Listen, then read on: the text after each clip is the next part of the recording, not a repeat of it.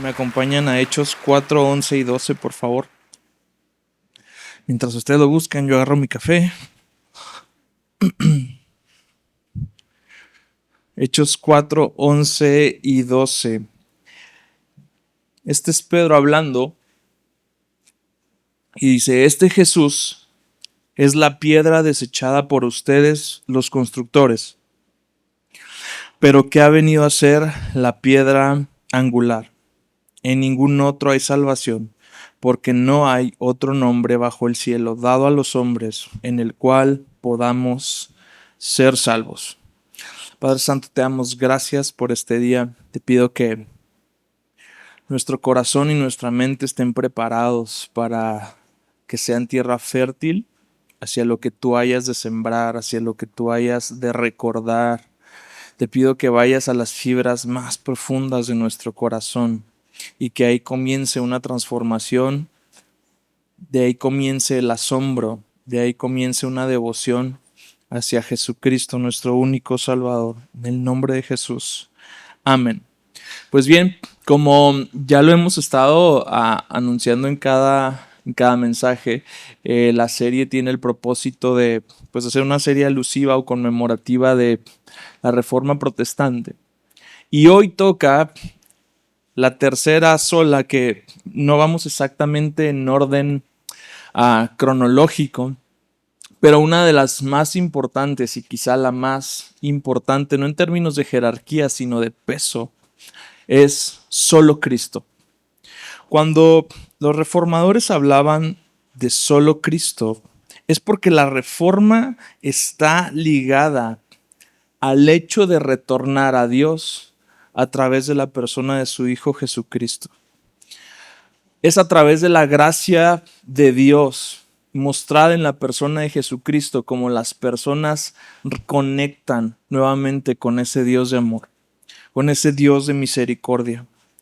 Entonces, de alguna forma, cada una de las olas empezó a levantarse como un pilar doctrinal, como principios que todos juntos, que no pueden separarse, todos interactúan unos con los otros, empezaron a generar un contraste en la época. ¿Cómo se regresaba a Dios en la época? Por ejemplo, contra el ritualismo legalista que existía en la época. A través de procesiones, a través de ídolos, a través de cosas, se levantó la sola gracia. ¿Y qué anuncia la sola gracia? Que el ser humano no es salvo por la práctica de ciertas ceremonias.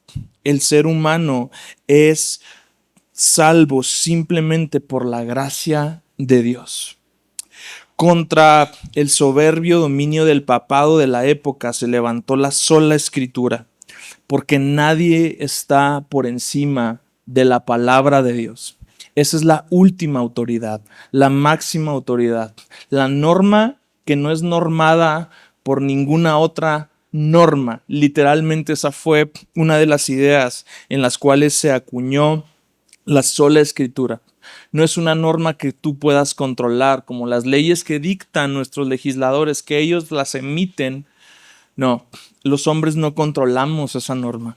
Fue exhalada por Dios, entregada a los hombres, y de esa forma la sola escritura es la norma más importante para nuestras vidas.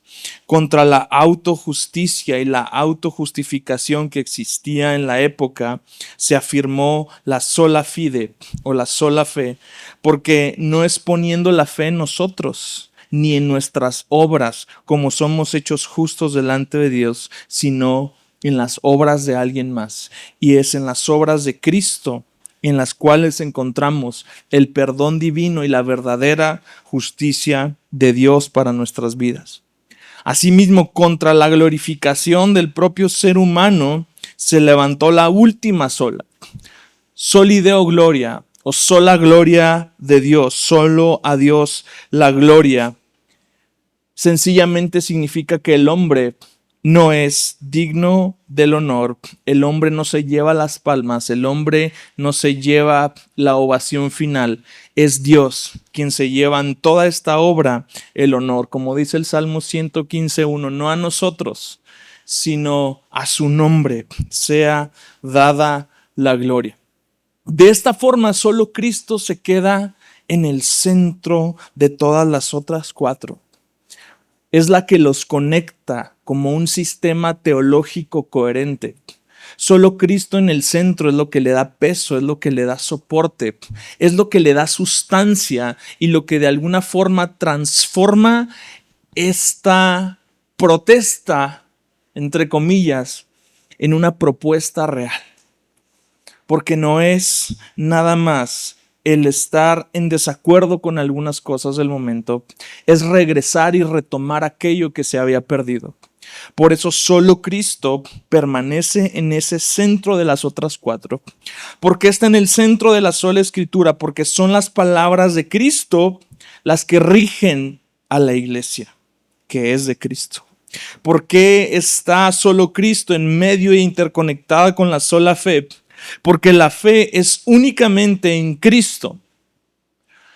El objeto de nuestra fe es Cristo. No es la fe simple y sencillamente en términos lisos y llanos la que nos salva. Es el objeto de nuestra fe. ¿Y dónde es este puesto? Y nuestra fe en Cristo es aquello que nos salva. ¿Por qué en la sola gracia? Porque eso es lo que Cristo es. La gracia de Dios siendo manifestada a nuestras vidas. ¿Cómo se interconecta solo Cristo con la sola gloria de Dios? Porque nuestro Dios recibe la gloria en la salvación. Pues Él fue el que envió a su único Hijo. Así que nos queda bien claro que no es tu obra ni la mía. Es la obra del Padre la que termina llevándose la ovación final. Así como lo escribe Pablo en 1 Corintios 1:30. Porque por obra suya, está hablando del Padre, están ustedes en Cristo Jesús, el cual se hizo para nosotros sabiduría de Dios y justificación, santificación y redención, para que tal como está escrito, el que se gloríe en el Señor. Entonces, en pocas palabras, solo Cristo está presente e interconecta cada una de las otras cuatro solas en virtud del hilo conductor o bajo el papel tapiz del Evangelio. Cristo y este crucificado. Solo Cristo y solo a Él la gloria. En esencia, ¿cuál es el mensaje de la Reforma? Es Jesucristo. Sin minimizar lo demás, es Cristo el tema central. Es el punto de unión. Como lo explica el teólogo Michael Reeves, el centro, la piedra angular, la joya de la corona del cristianismo, no es una idea, no es un sistema, ni es una cosa. Es una persona y es Jesucristo. Así que es importante que nuevamente nosotros hagamos este análisis, este estudio de nuestra propia vida, de nuestra propia fe y determinemos ese punto de regreso. ¿En qué momento del camino abandonamos solo Cristo y empezamos a abonar otras cosas? Quiero que vayamos rápidamente a 5 puntos. Quiero llevarte a 5 aspectos de la persona de Jesucristo y de su obra que deben ser atesorados y preservados por la iglesia. Número 1, el primer aspecto que tenemos que atesorar y preservar está precisamente en el texto que leímos al principio, Hechos 4:12, y es que Cristo es exclusivo. Cristo es exclusivo. 4:11 y 12 de Hechos, leo nuevamente, este Jesús es la piedra desechada por ustedes, los constructores, pero que ha venido a ser la piedra angular. Versículo 12, y en ningún otro. Aquí es donde la cosa se pone sabrosa, porque no hay declaración más chocante para el mundo. No hay declaración más chocante en tiempos de la inclusión, en tiempos del pluralismo, en tiempos de quedar bien con todos, en tiempos de llevar la fiesta en paz. No hay declaración más chocante que tú te pares como Pedro y digas, en ningún otro hay salvación. Este es el carácter de nuestra fe. El cristianismo, por definición, es exclusivo. Ningún otro personaje al cual se le atribuye una ligadura con una religión en todo el mundo hizo una declaración tan atrevida como: yo soy el camino, la verdad y la vida, y nadie viene al Padre si no es por mí. Que tú y yo, como Pedro, nos paremos enfrente de una multitud y nos atrevamos a afirmar que en ningún otro hay salvación, porque no hay otro nombre bajo el cielo dado a los hombres en el cual podamos ser salvos, es una declaración, es una de las declaraciones más temerarias que existen acerca de la persona de Jesucristo. Pero es una predicación valiente y determinada que necesita ser retomada.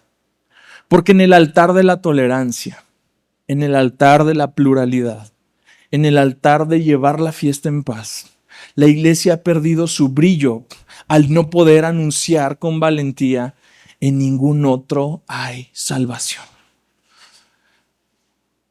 A veces hay gente bien intencionada que dice: yo no le hago mal a nadie.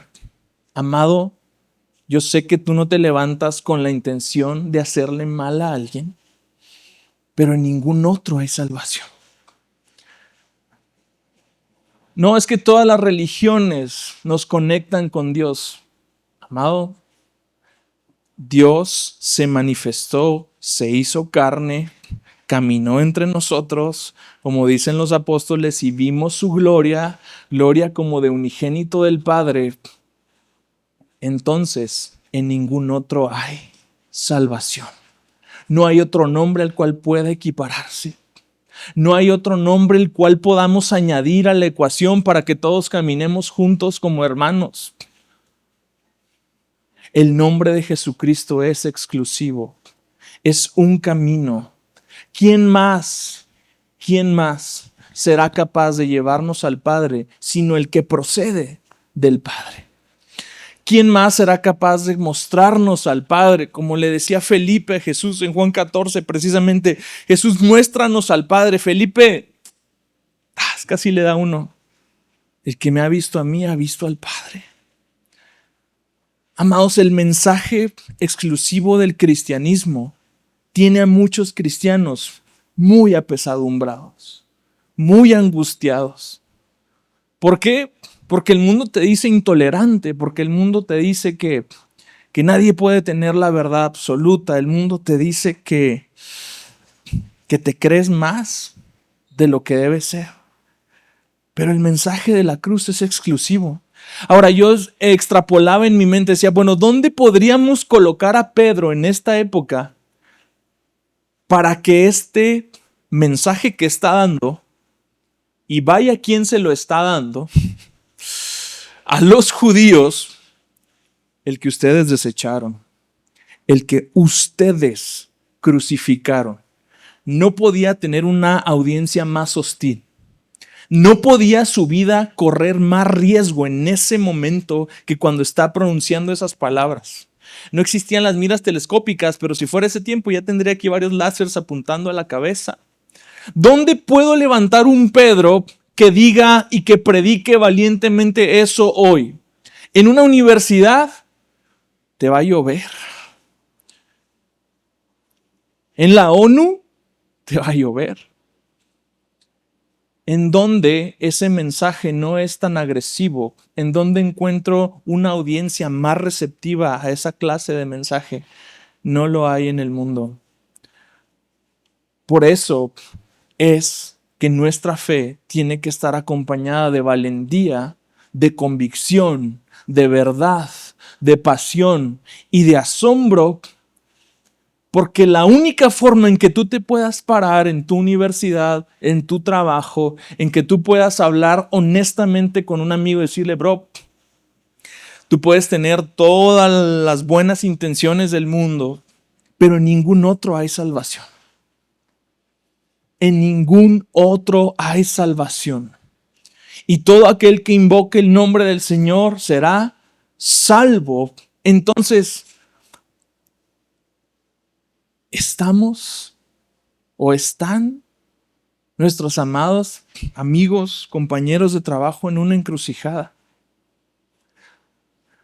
Y yo no sé si nuestro corazón arde verdaderamente porque ellos conozcan a Cristo y vengan a Cristo e invoquen a Cristo, o si preferimos llevar la fiesta en paz. Claro, hay que buscar la oportunidad, hay que buscar el acercamiento, hay que buscar la relación. No llegas gritándole a una persona en la cara que va caminando por la calle. ¿O sí? Es que es la predicación del evangelio, es así. A veces una persona simple y sencillamente tiene que declarar estas verdades y a ver en qué tierra cae la semilla. Pero amado, no podemos sacrificar la exclusividad del cristianismo en aras de quedar bien con todos, en aras de llevar la fiesta en paz. Es precisamente eso lo que metía a muchos cristianos en problemas en esa época, porque sabes, los romanos no tenían ningún problema con este Jesús. Hey, vamos a meterlo al panteón romano y bueno, será uno entre muchos. No, decía el cristiano de la época. Él es el Señor. Oye, te estás metiendo en broncas porque César es el Señor. Es el Kyrios. Es el mero mero. No, Jesús. Tienes que decir que César es Señor o te vamos a matar. Jesús. Y el tema sigue siendo lo mismo. El imperio actual, ¿sabes? Roma no cayó, Roma se transformó. Babilonia no cayó, se transformó. Grecia no cayó, se transformó. Todos los imperios, todas las ideologías que han querido apoderarse del mundo en algún momento de la historia no están completamente derrotadas, sino que siguen estando ahí flotando en el aire. Siguen estando de alguna forma buscando desviar a las personas de la verdad. Y eso es el mensaje del cristianismo. Es un mensaje exclusivo, es un mensaje disruptivo, es un mensaje que hasta la fecha sigue costando algunas caras largas, algunas miradas de desprecio. Por eso es tan importante que atesoremos este mensaje. Punto número 2, Cristo es el único mediador. Primera de Timoteo 2, 5 y 6 dice, porque hay un solo Dios y también un solo mediador entre Dios y los hombres, Cristo Jesús, hombre, quien se dio a sí mismo en rescate por todos, testimonio dado a su debido tiempo.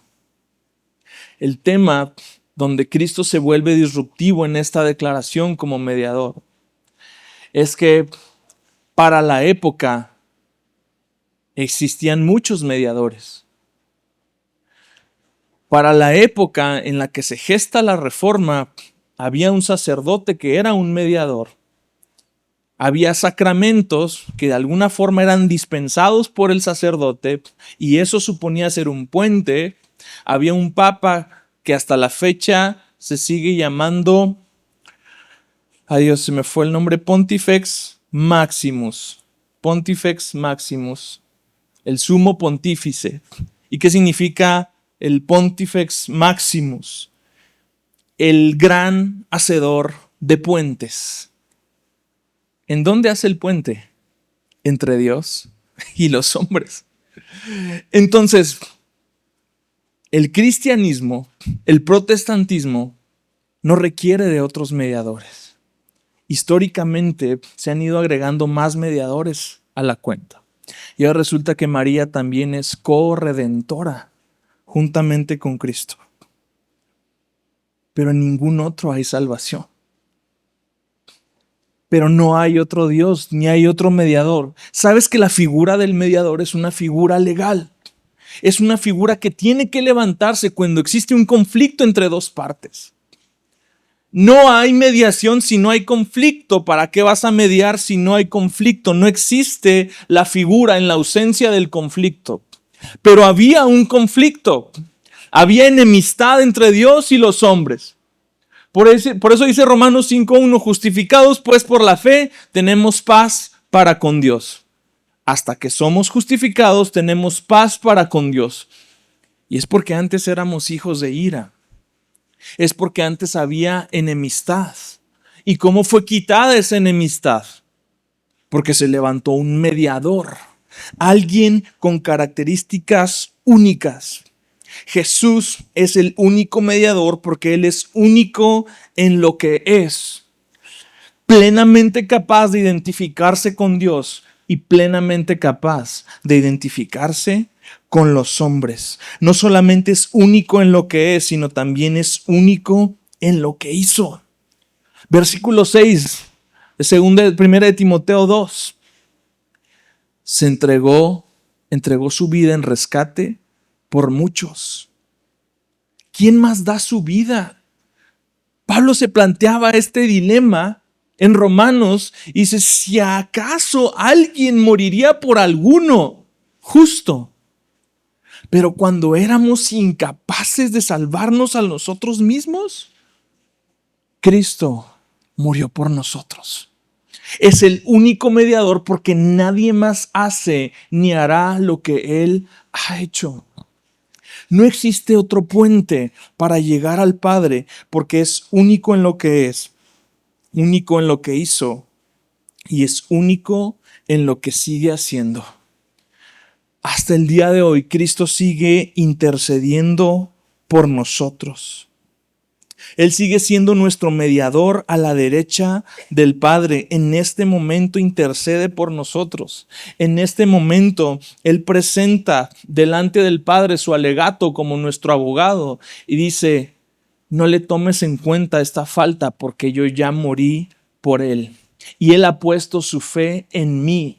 Y por poner su fe en mí, entonces es mi justicia la que le ampara y no su pecado el que le define. Entonces, Cristo es único en lo que es, en lo que hace y en lo que hizo. Por eso es el único mediador delante del Padre. Y gracias a Él podemos acercarnos ante un trono de gracia. Gracias a Él tenemos un camino hacia un trono de gracia. Y gracias a Él, nuestro Padre se ha reconciliado con nosotros. Gracias a Él podemos llamarlo Padre. Punto número 3. Cristo es la voz de Dios. Hechos 1:1-3 dice, Dios, habiendo hablado hace mucho tiempo y en muchas ocasiones y de muchas maneras a los padres por los profetas en estos últimos días, nos ha hablado por su Hijo, a quien constituyó heredero de todas las cosas, por medio de quien hizo también el universo. Él es el resplandor de su gloria y la expresión exacta de su naturaleza, y sostiene todas las cosas con la palabra de su poder. Hasta ahora, la voz de Dios que sigue resonando en nuestros corazones es la voz de Jesucristo. La carta a los Hebreos habla de forma muy clara de toda la obra de Cristo. Dios ha hablado en otro tiempo de muchas formas. Otra forma de leer este texto sería que hoy, en este tiempo, en estos postreros días, nos ha hablado en Hijo. Como si el idioma del Padre pudiese decodificarse a través de Cristo. Y Cristo decía, mis ovejas oyen mi voz y me siguen. Realmente la iglesia está siendo guiada por la voz de Cristo. Verdaderamente podemos decir que la iglesia oye la voz de su Señor. Verdaderamente podemos decir que la iglesia oye la voz del rey, el príncipe de los pastores.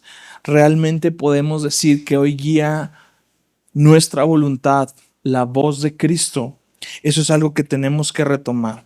Y eso es algo que tenemos que ejercitar, preguntarnos, porque la forma en cómo Dios habla hoy a la iglesia es a través de la persona y de la obra de Jesucristo. Por eso Cristo es el centro de la Biblia. Y por eso en la Biblia encuentras que todo gira en torno a un gran centro gravitatorio que es la persona y la obra de Jesucristo. Desde Génesis hasta Apocalipsis, la Biblia se trata de Él, porque a través de Él el Padre nos sigue hablando.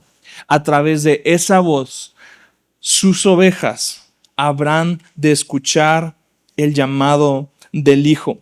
Punto número 4. Cristo es la única respuesta a nuestro pecado y a nuestro dolor. Juan 3, 14 y 15 dice Cristo hablando: y como Moisés levantó la serpiente en el desierto, así es necesario que sea levantado el Hijo del Hombre, para que todo aquel que cree tenga en él vida eterna.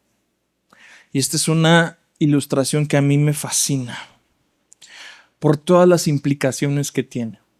Es tan profundo que Cristo haya escuchado, haya elegido comunicar su obra de amor y el sacrificio en la cruz a través de esa referencia y no de ninguna otra. ¿Por qué no dijo así como se sacrifica un cordero de Pascua? ¿Por qué no dijo así como se sacrifica un cordero en el día de la expiación? Tantas otras formas que pudo haber utilizado. Saca esta de Números 21. ¿Qué pasó en Números 21? El pueblo de Israel está murmurando en contra de Dios por enésima vez. Por causa de su pecado, vienen serpientes que empiezan a morderles y les empiezan a generar un tremendo dolor y un tremendo malestar. Entonces el pueblo dice: hemos pecado porque hemos hablado contra el Señor y contra ti. Intercede con el Señor para que quite las serpientes de entre nosotros. Entonces Moisés intercede por el pueblo y el Señor le dijo a Moisés: hazte una serpiente abrasadora y ponla sobre un asta. Y acontecerá que cuando todo el que sea mordido la mire, vivirá. Y Moisés hizo una serpiente de bronce y la puso sobre el asta, y sucedía que cuando una serpiente mordía a alguien y éste miraba a la serpiente de bronce, vivía. Cristo toma este mismo ejemplo y dice: si es necesario que sea yo levantado. Y cuando empezamos a ver las implicaciones en el cual este contexto se da, tiene todo el sentido y toda una belleza muy difícil de explicar, porque en primer lugar, esta serpiente se levanta cuando el hombre ha pecado, cuando Dios se ha manifestado con el hombre y el hombre ha pecado, y por causa de su pecado, hoy está padeciendo dolor.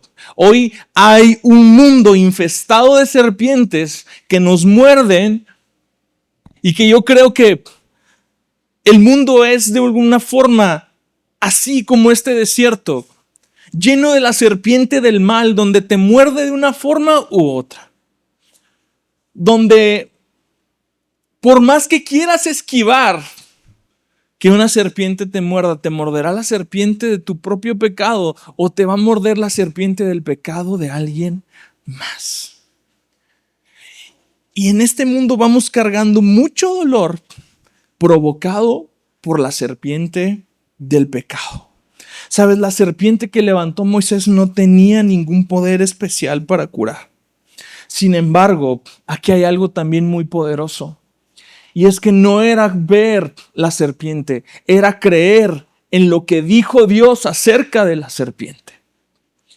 Aquí hay algo todavía que me vuela más la cabeza, y es que en Levítico 14 vas a encontrar que la serpiente es un animal inmundo y que el hecho de que el pueblo de Dios esté mirando algo inmundo para su salvación, para aliviarse del dolor y de la angustia producida por la serpiente, es algo complicado de entender.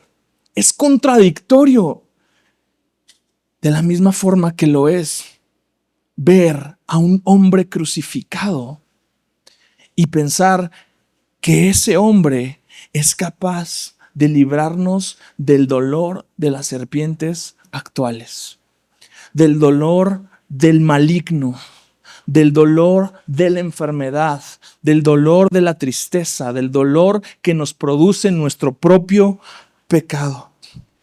Y el Señor Jesucristo utiliza ese ejemplo para enseñarle a Nicodemo que así como sucedió con Israel en el desierto en los últimos días, era necesario que Nicodemo y toda esta bola de personas empezaran a salirse de su caja, de haber puesto a Dios en una caja donde el Mesías tenía que ser así, nada más.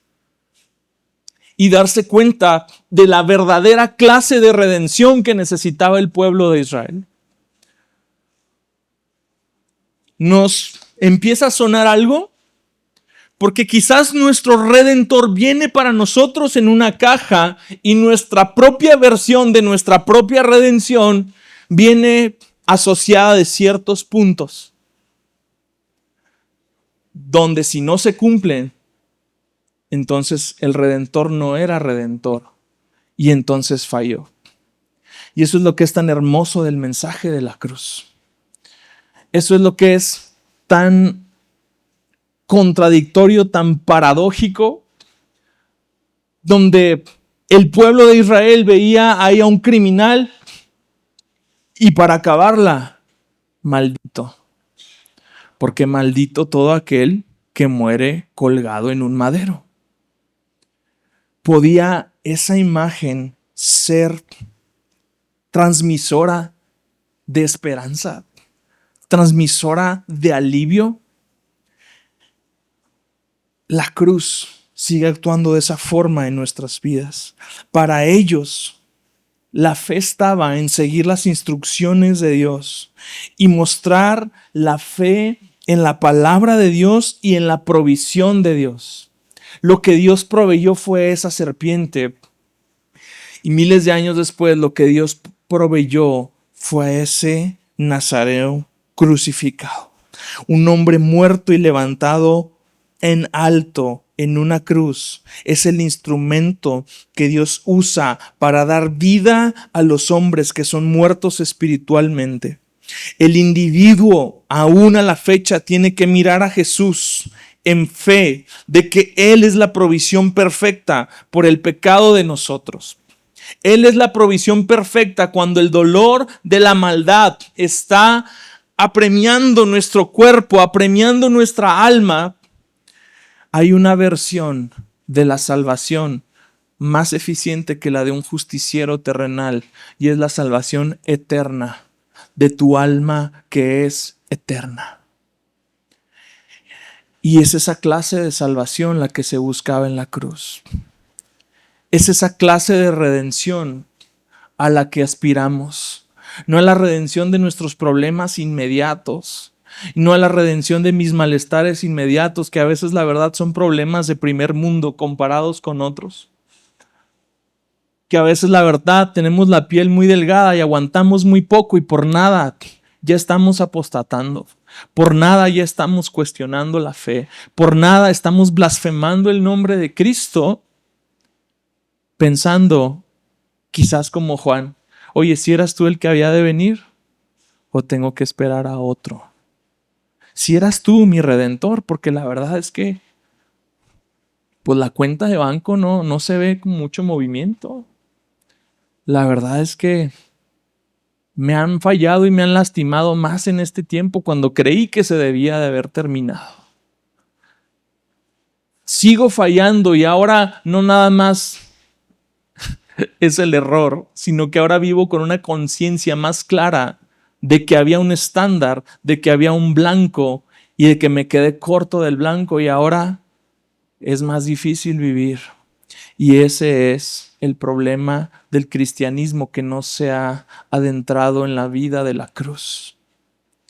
que no entiende el significado de este hombre que fue levantado. Cristo es el costo perfecto por nuestro pecado. De tal manera entregó Dios a su Hijo, dice esta versión, para que todo aquel que en él cree no se pierda, sino que tenga vida eterna. Me encanta el verbo entregó. Solo Cristo es la provisión por nuestro dolor.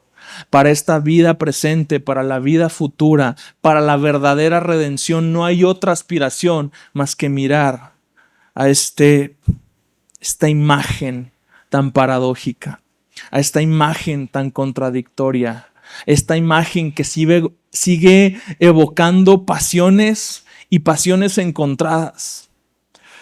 Por eso cierro con este último punto. Cristo es el mensaje que predicamos. Porque finalmente, como dice Romanos 1:4, fue declarado Hijo de Dios con poder, según el Espíritu de Santidad, por la resurrección de entre los muertos. Este mensaje dejó de ser tan agresivo cuando Dios confirma que su Hijo ha sido levantado y que verdaderamente ese hombre era hijo de Dios y que verdaderamente ese hombre era capaz de limpiar la culpa y el pecado de toda la humanidad, de todos aquellos que en Él creen, para que no se pierdan, sino tengan vida eterna. Les pedí a los chicos de Creativo que me hicieran esta imagen de la cruz, porque dice 1 Corintios 1:18, la palabra de la cruz es necedad para los que se pierden, pero para nosotros los salvos es poder de Dios. Y justo estaba meditando al hacer este mensaje, decía, ¿cómo puedo comunicar esto en una imagen? Y es que la cruz es ambivalente. La cruz es así de contradictoria. Solamente bajo el resplandor de la gloria de Dios podemos empezar a entender estos dos lados de la cruz. Te doy un ejemplo: muerte y vida. ¿Por qué la gente se cuelga un instrumento de muerte? ¿Alguien sería capaz? Bueno, sí, ya hay quien se cuelgue pistolas, pero bueno, sabemos qué clase de persona se puede colgar una medalla de un cuerno de chivo o algo. Pero nadie porta con tanto orgullo un instrumento de muerte. Nadie se tatúa con tanto orgullo un instrumento de muerte. ¿Por qué entonces? Porque no solamente es muerte, es vida. El mensaje más hermoso nos fue entregado mediante Jesucristo. Por eso decía Pablo a los Corintios que este hermoso tesoro nos fue puesto en vasos, en vasijas de barro. ¿A cuál tesoro se refiere? Al tesoro del Evangelio. Porque solamente nosotros somos estas vasijas de barro que tenían toda clase de usos. O sea, eran como los toppers de aquellos tiempos. Y tú no pones joyas y tú no pones algo valioso en un topper, ¿verdad? Pero esta vasija de barro fue llenada por la voluntad de Dios con un mensaje atesorable. El mensaje del Evangelio. Y este mensaje es tan disruptivo y me encanta todo este texto de 1 Corintios 18 hasta el 25, porque dice el versículo 21, pues ya que en la sabiduría de Dios el mundo no conoció a Dios por medio de su propia sabiduría, agradó a Dios mediante la necedad de la predicación salvar a los que creen.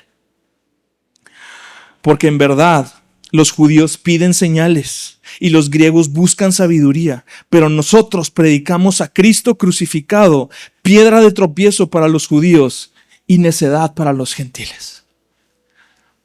Es esta hermosa contradicción de la que te he estado hablando que existe en la cruz. Es esta hermosa contradicción donde el mensaje del Evangelio se vuelve así de disruptivo. Quizás te preguntes qué es el Evangelio. Rápidamente te lo respondo. Es la gran noticia de que Dios se hizo hombre. Tomando forma de hombre fue crucificado. Al tercer día se levantó de entre los muertos. Y todo esto como muestra de que la ira de Dios había encontrado un sustituto para la humanidad sobre quien sería derramada. Y este sustituto es Jesucristo. Martín Lutero escribió un documento. Después de las 95 tesis vinieron otras 28 tesis donde desarrolló más este tema. Y él le llamaba la teología de la cruz. Él decía que no hay ningún teólogo serio si no hace teología desde la cruz. Decía, no basta ni aprovecha a nadie el conocimiento de Dios en su gloria y en su majestad si no se le conoce también en la humildad y en el desprecio de la cruz.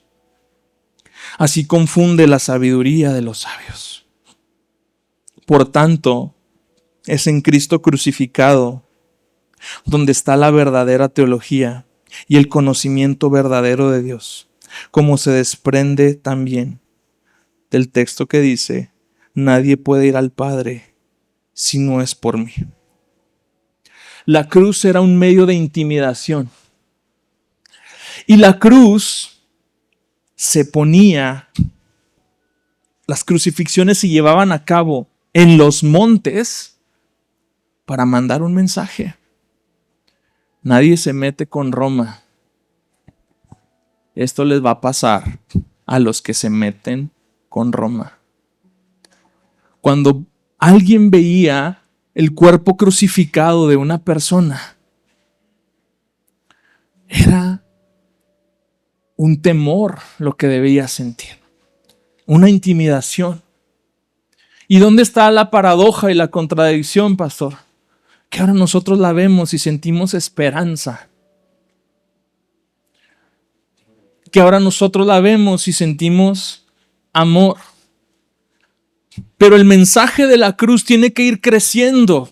La cruz se tiene que ir haciendo más grande en mi vida. Lutero lanza esta teología de la cruz como una respuesta ante lo que en su momento se le conocía como la teología de la gloria. Aquellos que creen conocer a Dios a través del triunfo, a través de la victoria, a través del logro, de la autoridad, del poder. Y Lutero dice, estás viendo el mundo al revés, brother. Porque yo en la cruz veo que Dios caminó entre nosotros y aún así murió en debilidad y vergüenza por nosotros. Pero Él muere en debilidad y vergüenza para que tú y yo seamos despojados de nuestra debilidad y de nuestra vergüenza. Entonces lo que a Él lo hizo débil, lo que a Él lo desnudó, lo que a Él lo exhibió, a ti y a mí nos fortalece. Otra hermosa paradoja. Un medio de intimidación se convierte en un medio de esperanza. Por eso decía Pablo a los colosenses, Cristo en ustedes es la esperanza de gloria. Porque sin Cristo no hay esperanza. Porque podemos mirar al futuro como creyentes porque vemos la esperanza de la cruz. Cristo es nuestra esperanza de gloria. Nuestra esperanza no está en ningún gobierno, no está en el precio del dólar, no está en un familiar, no está en un líder religioso, en un líder moral.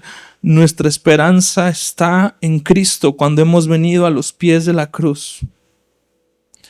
Nuestra esperanza está en que aun cuando la creación gime por su redención, en algún momento toda la creación será redimida y nosotros seremos manifestados tal como lo somos, como hijos de Dios. Solo Cristo lo hizo posible. Este instrumento de muerte sigue transmitiendo un mensaje de vida. El Evangelio atenta contra la sabiduría humana. Si quisiera hacer un símil, de todas las iglesias que se mencionan en el Nuevo Testamento y conectarlo con la iglesia moderna, definitivamente, una y otra vez vuelvo a la misma conclusión. La iglesia de hoy es Corintia. Es una iglesia que busca sabiduría y que busca respuestas y que busca mediante la razón llegar a una conclusión verdadera que me alivie porque llegué a través de un proceso lógico a la verdad. ¿Qué hay de lógico en la cruz? ¿Qué hay de lógico en un Mesías crucificado? ¿Entendemos la contradicción que eso es para el judío? ¿Un Mesías crucificado? ¿Cómo? Pues entonces no era Mesías. ¿Qué hay de lógico en un griego que dice, ¿cómo Él es la sabiduría de Dios y está colgado en un madero? ¿Cómo Él es la respuesta si fue víctima del mismo sistema del cual uno tras otro históricamente vamos caminando? Entonces no venció el sistema. Entonces, ¿qué onda? Un Mesías crucificado es una contradicción y una desgracia. Un Mesías crucificado es disruptivo para griegos como para judíos. Hay entre nosotros los judíos, si no de nacimiento, pero de corazón, que siguen esperando señales para creer. Bájate de la cruz. Bájate de la cruz. Hay los griegos que siguen buscando sabiduría y decir, es que no me hace sentido. ¿Cómo es que se ejerce la autoridad a través del servicio? ¿Cómo es que el primero se convierte en el último? ¿Cómo es que el más importante de todos le lava los pies a los demás? Esa es la teología de la cruz. Y la cruz sigue siendo el mensaje en nuestra teología. La cruz sigue siendo el mensaje de que ante la peor desgracia, la peor ofensa, nuestro Salvador pronuncia palabras como perdónanos porque no saben lo que hacen.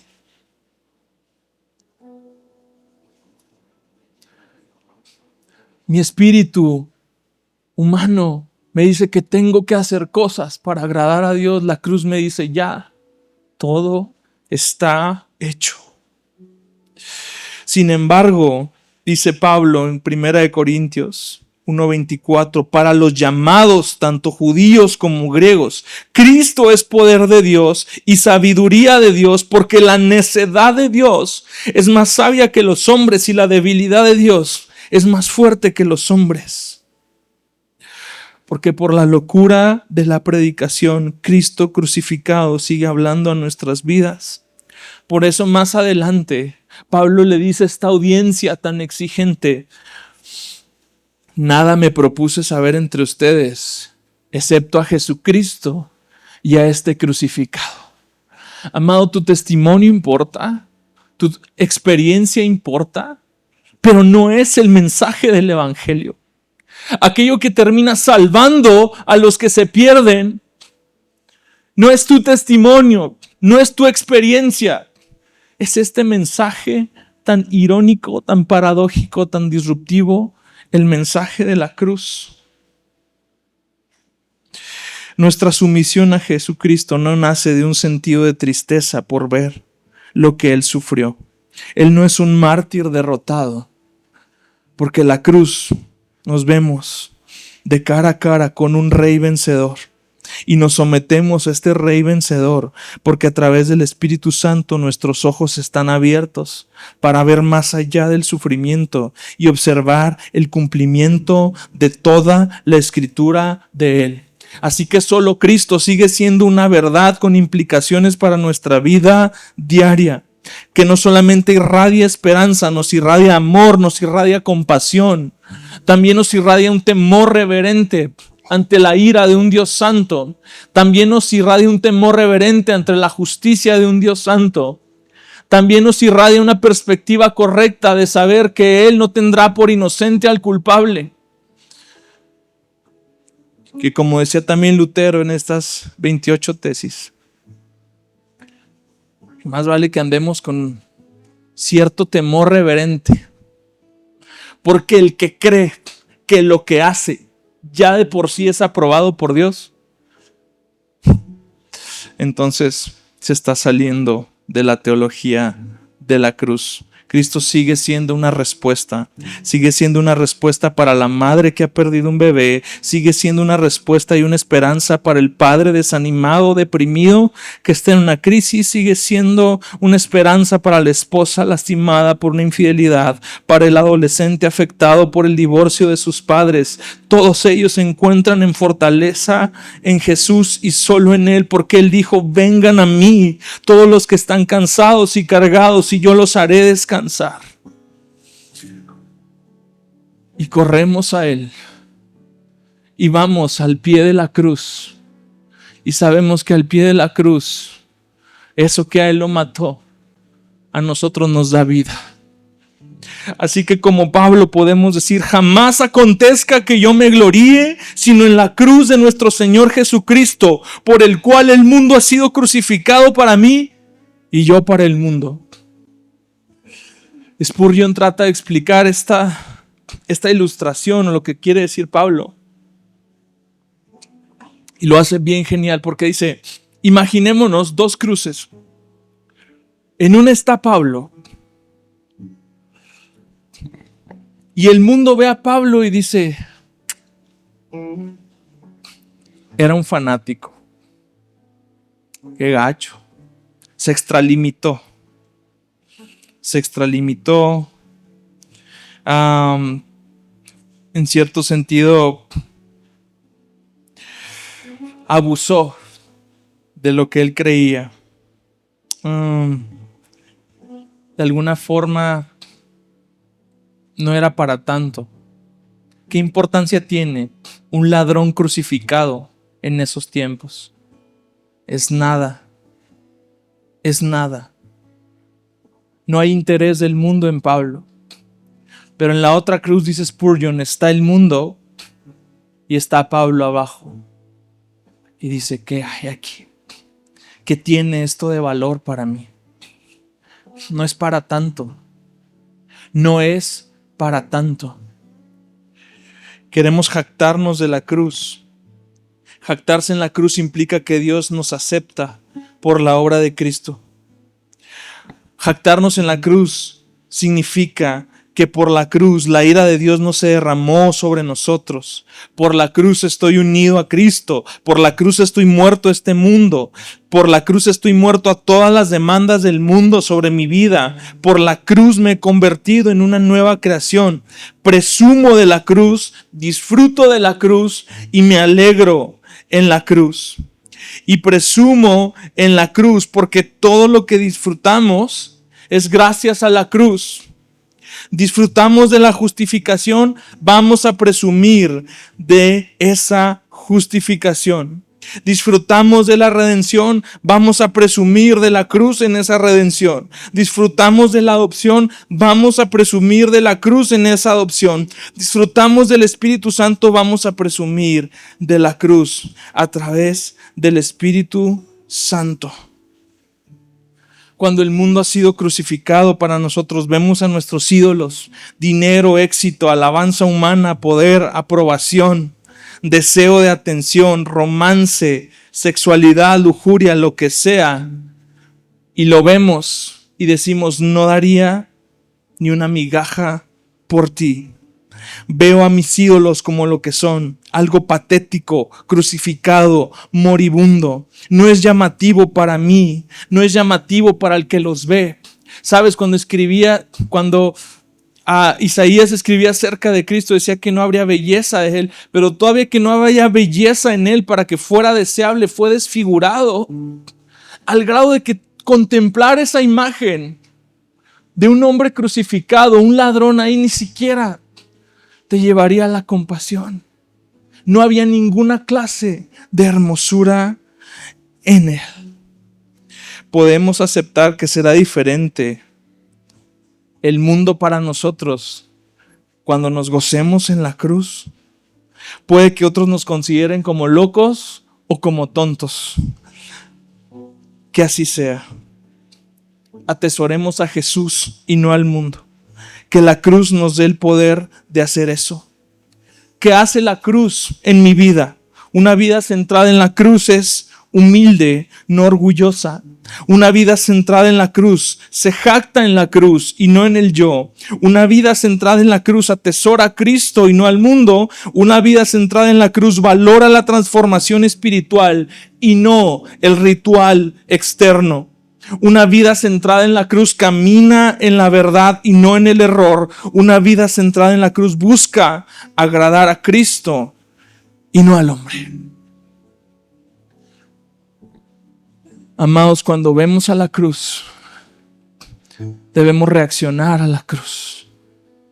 Tomarla por lo que ello nos comunica. Me preocupa que hoy el mensaje esté tan dañado y tan venido a menos, que simplemente nos provoque a nosotros el decir, pues sí, ya sabemos, sí, ya sabemos, ya sé que Jesús murió en la cruz por mis pecados.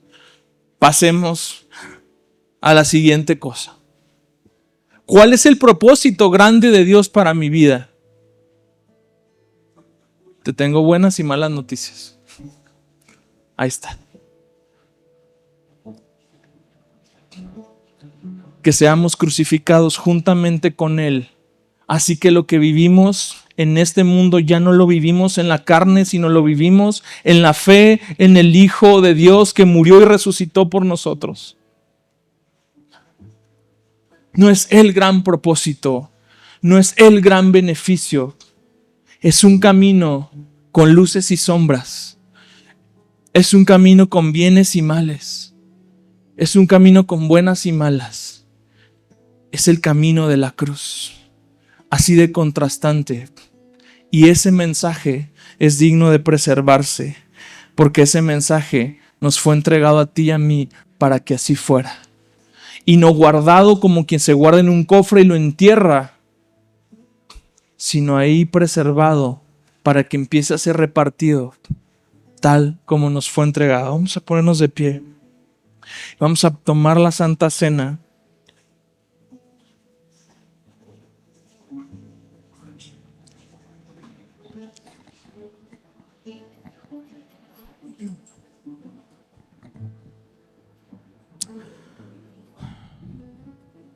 Solo Cristo es indispensable para la iglesia de hoy.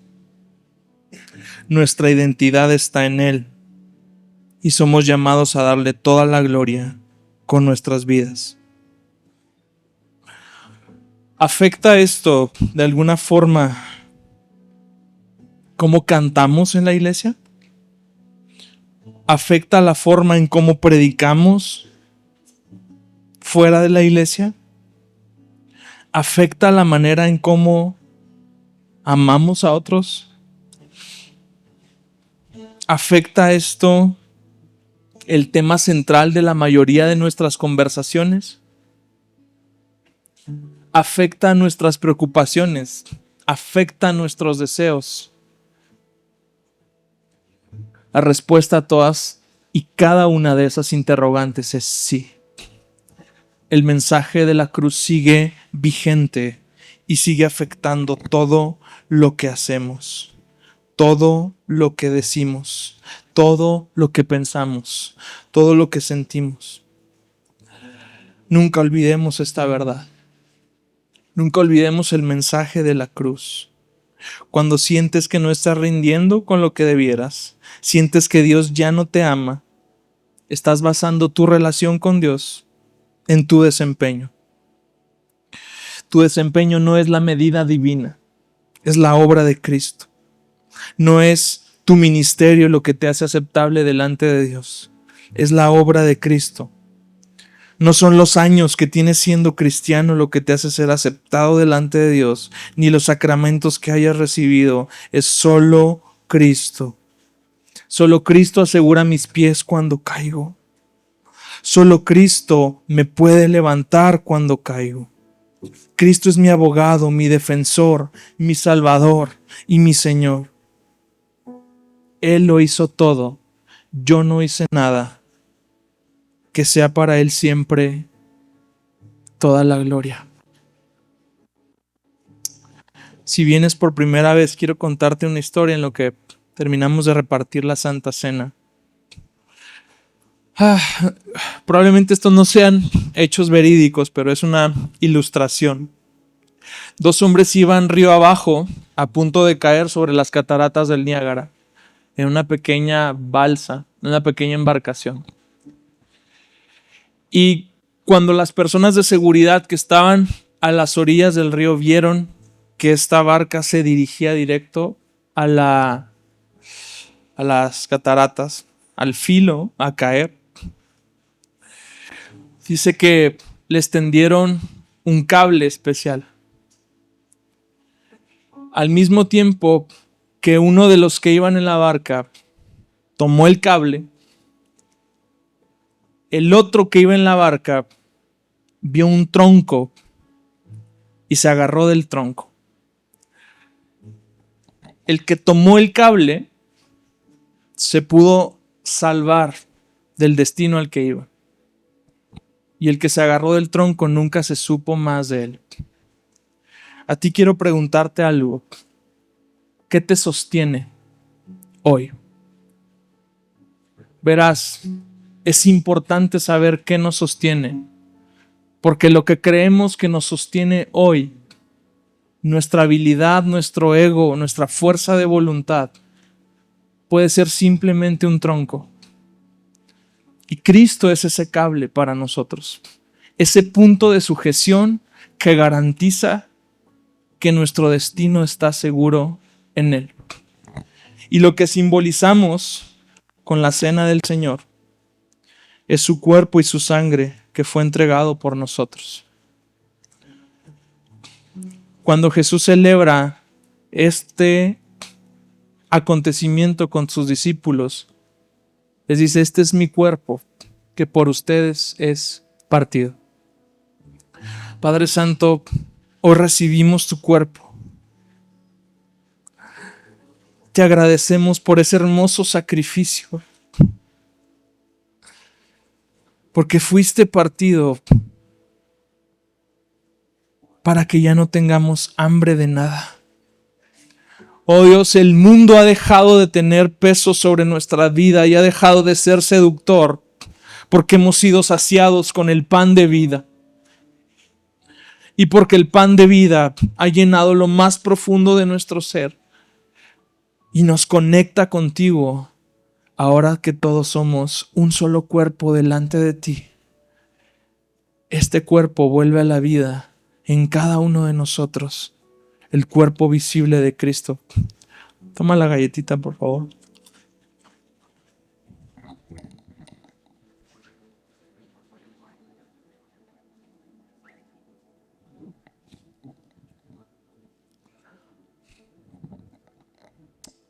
Y el jugo, que originalmente era vino, representa la sangre de Cristo. Una y otra vez, decía el Señor, que anunciamos su muerte una y otra vez hasta que Él regrese. Una y otra vez vamos a la cruz. Una y otra vez recordamos que la gracia es gratuita para nosotros, pero fue onerosa para Él. Para mí es gratis porque a Él le costó. Y que no bastaba con que Él derramara una gota de su sangre, era necesario que Él entregara toda su vida como sacrificio por mí, como mi único Salvador, como mi único Redentor, como el único mediador, como el único sacrificio, una vez y para siempre. Gracias, Dios, por tu sangre. Gracias, Dios, porque nos has salvado por medio de ella, porque nos has lavado por medio de ella, porque a través de esta sangre sabemos, Dios, que tenemos esperanza en ti para el futuro, que tenemos seguridad de salvación y que donde tú estás, en el futuro también nosotros entraremos.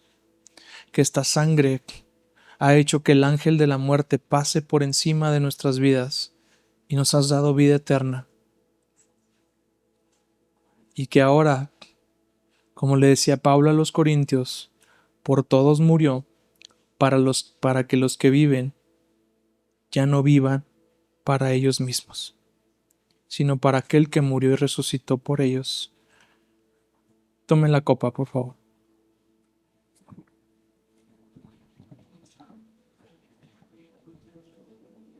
Vamos a terminar adorando al Señor y a hacer de este un momento solemne en su presencia. Te damos gracias, Dios, por este tiempo. Gracias, Cristo, por tu hermoso sacrificio. Amén.